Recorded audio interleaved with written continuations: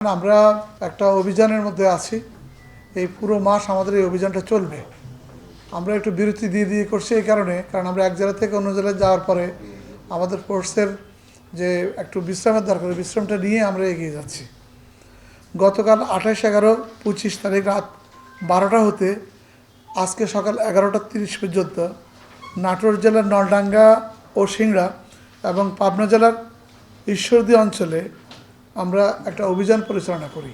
আমাদের এই অভিযানের মূল উদ্দেশ্যগুলির মধ্যে রয়েছে যে আসন্ন জাতীয় সংসদ নির্বাচন অবাধ, সুষ্ঠু, শান্তিপূর্ণ পরিবেশে অনুষ্ঠানের জন্য পরিবেশ সৃষ্টি করা এবং যারা এই পরিবেশটাকে বিঘ্নিত করতে চায় বা বিঘ্নিত করতে পারে এরকম ব্যাড এলিমেন্টসগুলোকে আমরা নিবৃত করবো এবং গ্রেপ্তার করব। এ পর্যন্ত আমাদের গ্রেপ্তার হচ্ছে 72 জন।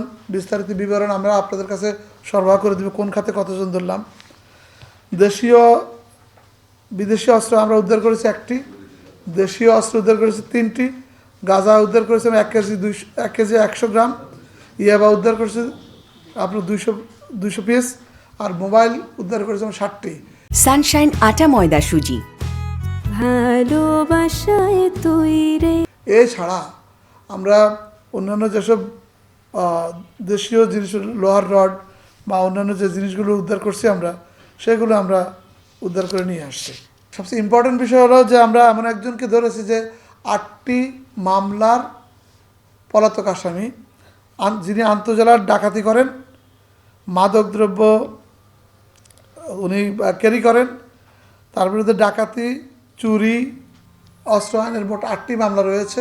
আমাদের এই অভিযান আমরা আশা করছি ডিসেম্বর মাসে আমরা পুরো চালাবো এবং প্রত্যেকটা জেলা চালাবো, একাধিকবার চালাবো।